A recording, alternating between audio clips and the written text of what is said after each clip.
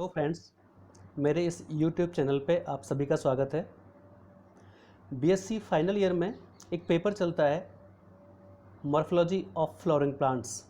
इस पेपर में different angiosperm plants की पार्ट्स की मॉर्फोलॉजी को स्टडी किया गया है, जिसमें root, stem, leaves, flower, seeds, fruits etcetera सभी प्लांट्स की मॉर्फोलॉजी डिस्कस की गई है। इसी पेपर का एक टॉपिक आज हम इस वीडियो में स्टडी करेंगे, that is morphology of roots. इस पॉइंट्स को यहाँ पर हम चार भागों में डिस्कस करेंगे। First is characteristics of root, second types of roots, third outer structure of root and then finally functions of root. इन चार भागों में यहाँ पर हम मॉर्फोलॉजी ऑफ रूट्स को स्टडी करेंगे, जो आप क्रम से स्क्रीन पर स्लाइड्स में देखते जाएंगे। फर्स्टली हम लेते हैं करेक्टरिस्टिक्स ऑफ फ्रूट्स। यहाँ पर डिफरेंट पॉइंट्स आपके सामने नज़र आ रहे हैं। फर्स्ट जो करेक्टरिस्टिक्स है वो है कि जड़ें प्राय प्लांट का भूमिगत भाग होती हैं। नेक्स्ट, रूट्स की 3 पॉइंट स्पेसिफिक यहाँ पर आपको नज़र आ रहे हैं।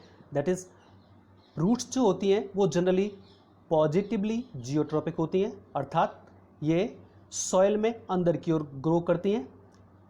दूसरा, पॉजिटिवली हाइड्रोट्रोपिक होती हैं, अर्थात ये वाटर सोर्स की ओर ग्रो करती हैं।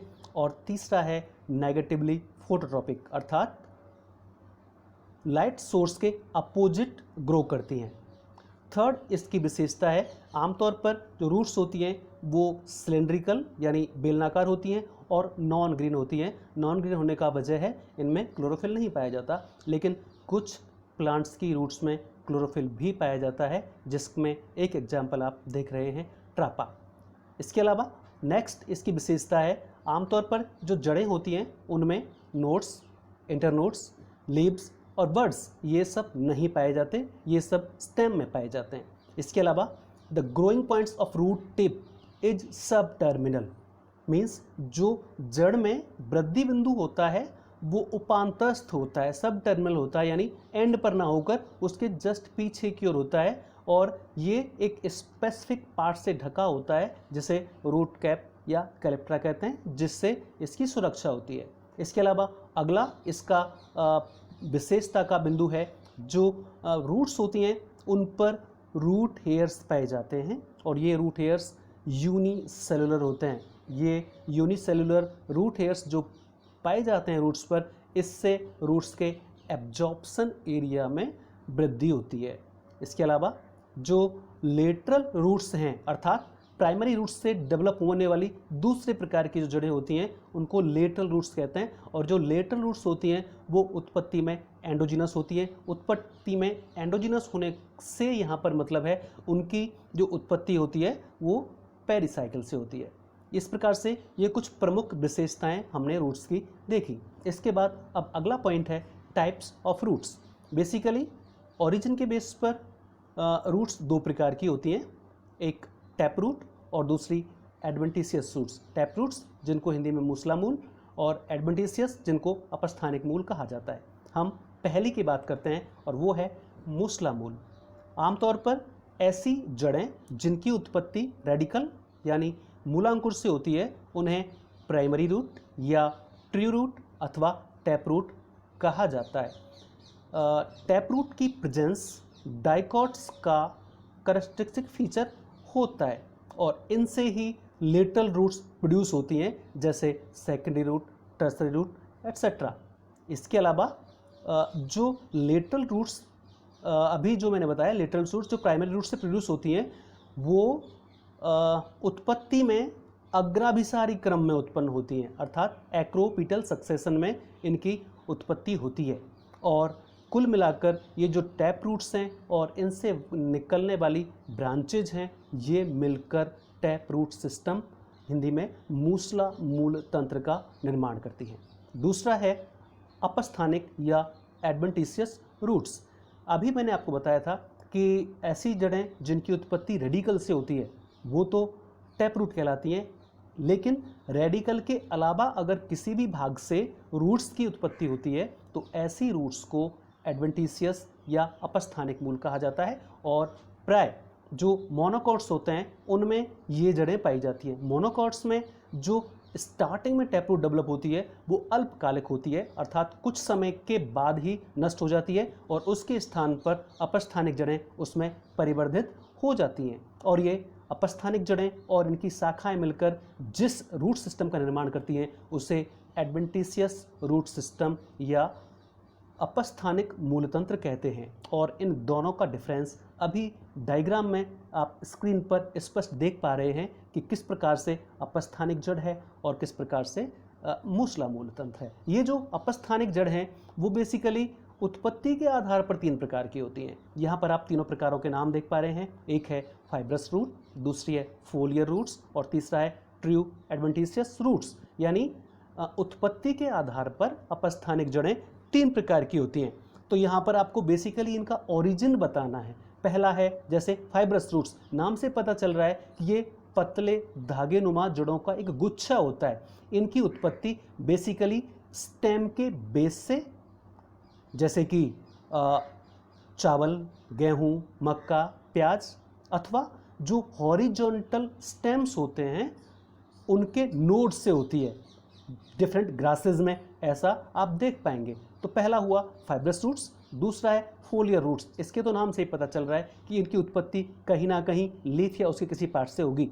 तो इनमें से आमतौर पर कुछ जड़ें ऐसी होती हैं जो पर्णवृंत यानी पिट्यूल से उत्पन्न होती हैं, या कुछ ऐसी भी होती हैं जो पर्णशिराओं से उत्पन्न होती हैं। जब पर्णशिराओं में इंजरी होती है तो उनसे भी अपस्थानिक जड़ें उत्पन्न हो सकती हैं। सिर्फ इतना ही नहीं, ये जो फोलियर रूट्स हैं इनको हार्मोनल ट्रीटमेंट के द्वारा इंड्यूस भी करवाया जा सकता है। तो दूसरे प्रकार की जो अपस्थानिक जड़ें हैं वो फोलियर रूट्स हैं। और तीसरा है ट्रू एडवेंटिशियस रूट्स, अर्थात ऐसी जड़ें जो बेसिकली स्टेम के नोड या इंटरनोड से डेवलप होती हैं, वो वास्तविक अपस्थानिक जड़ें कहलाती हैं। और ये आप कई प्लांट में अपने आसपास देख सकते हैं, जैसे prop roots in banyan, still strips in sugarcane etcetera. इस प्रकार से 2 प्रकार का रूट सिस्टम हुआ, एक टैप रूट सिस्टम और दूसरा fibrous root system. Fibrous roots जो होती हैं वो ओरिजिन के बेस पर 3 प्रकार की आपने देखी।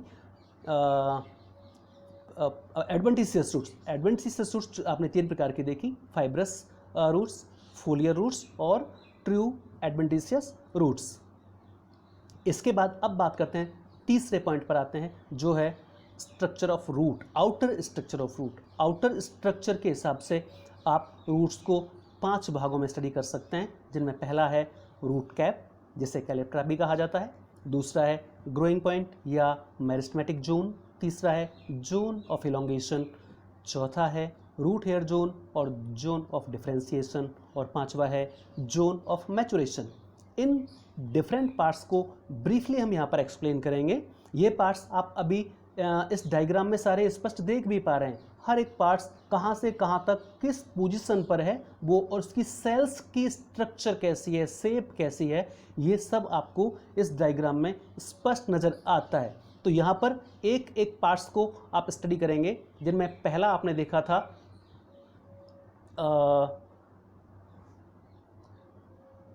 रूट कैप, रूट कैप और कैलिप्ट्रा। रूट कैप या कैलिप्ट्रा रूट का सबसे नीचे वाला रीजन, मीन्स रूट अपेक्स का जो पार्ट होता है, ये वो वाला भाग एक स्पेसिफिक टोपी नुमा संरचना से कवर रहता है, खासकर ग्रोइंग पॉइंट। रूट में जो मेन वृद्धि करने वाली संरचना है वो ग्रोइंग पॉइंट है, और उस ग्रोइंग पॉइंट के ऊपर सबसे नीचे की तरफ, जिसे हम टर्मिनल एंड कहते हैं, उस पर एक टोपी नुमा संरचना पाई जाती है, जिसे रूट कैप या कैलिप्ट्रा कहते हैं। ये डिफरेंट प्लांट में डिफरेंट टाइप का हो सकता है, लेकिन कुछ जलीय प्लांट जिसमें पिस्टिया, आइकॉर्निया, ऐसे कुछ प्लांट हैं जिनमें ये नहीं भी पाया जाता।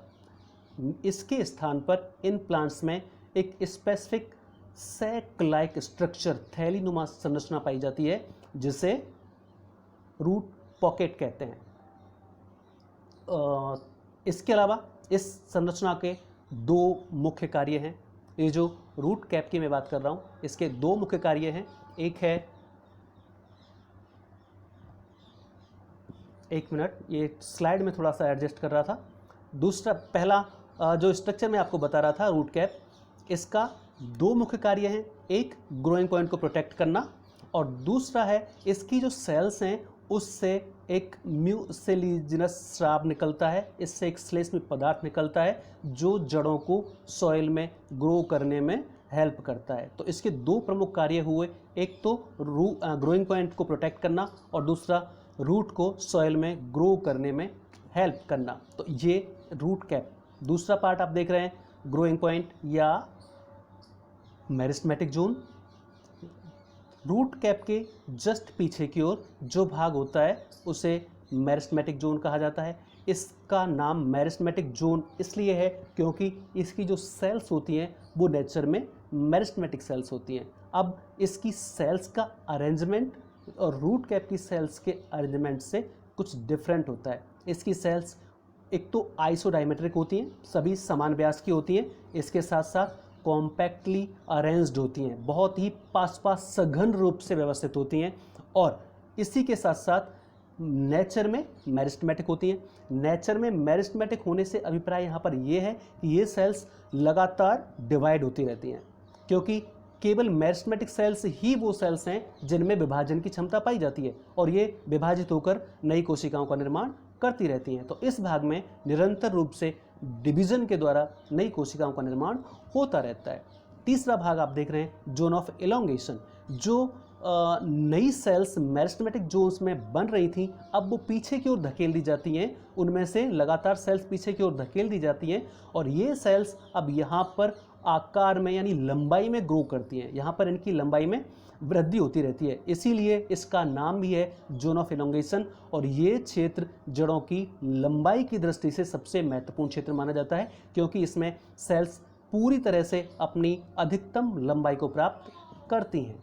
अगला भाग है इसमें रूट हेयर जोन और जोन ऑफ डिफरेंशिएशन।